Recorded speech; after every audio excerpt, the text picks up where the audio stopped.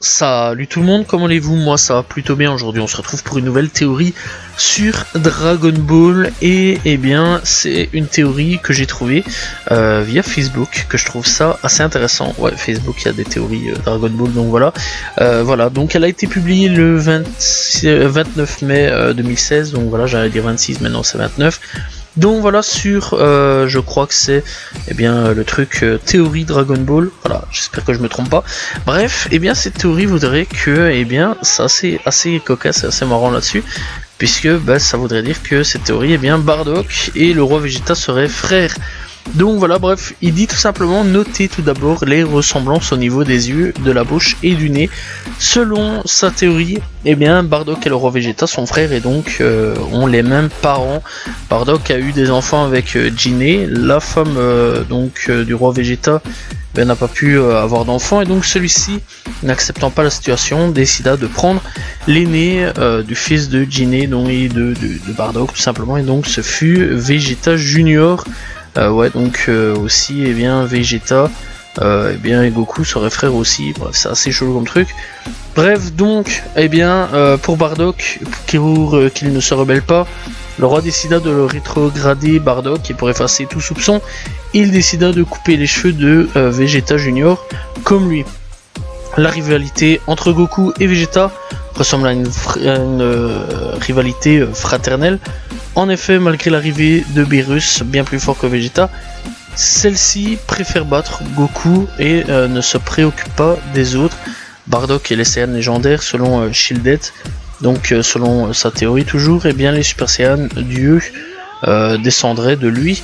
D'ailleurs, hormis Broly, les Super Saiyans descendent de Vegeta ou de Goku, donc de Bardock.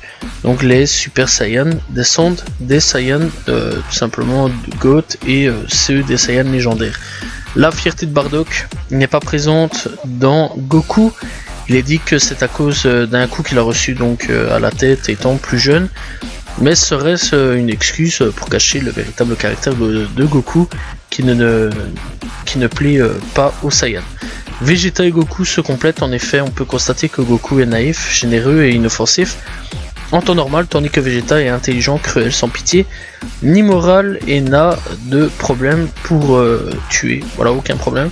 Et donc, pour finir, selon sa théorie, seuls les personnages ayant un lien du sang peuvent fusionner Trunks et Gotenks, Vegeta et Goku avec la danse de la fusion.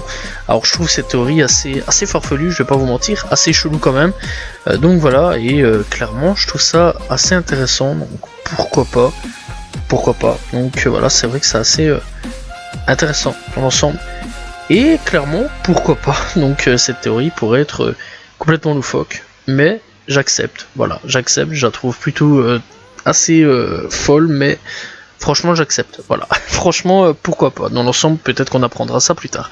Bref, en tout cas, c'est la fin donc de cette vidéo et de cette théorie. Et c'est avec cette théorie que je clôt aussi le chapitre des théories Dragon Ball, puisque j'arrête les théories sur Dragon Ball. Bref, je trouve plus vraiment de choses hyper intéressantes. Déjà dans la dernière vidéo, je l'avais dit que j'allais faire une dernière où tout simplement je m'arrêtais tout simplement donc à la 24e. Ici j'en ai fait 25, je trouve que 25 c'est très bien comme ça. Donc voilà, bref, j'ai d'autres projets de vidéos, etc. D'abord j'aimerais bien terminer certaines choses, avancer sur certaines choses. Mais ici, clairement, les théories Dragon Ball, c'est fini. Voilà, j'arrête les théories Dragon Ball. En tout cas, on se retrouve très prochainement pour de nouvelles théories, par contre, sur d'autres choses. Voilà, il y a d'autres trucs sur quoi je fais des théories, donc voilà. Et je fais toujours des théories aussi sur One Piece, qui, je trouve, est toujours aussi intéressant, puisque One Piece est toujours, tout simplement, des trucs, enfin, il y a toujours des trucs d'actualité sur les théories, etc. Tandis que Dragon Ball Super, je vais pas vous mentir que j'ai complètement arrêté. Voilà, et en plus de ça, dans l'ensemble, il n'y a plus rien non plus à proposer dans Dragon Ball Super.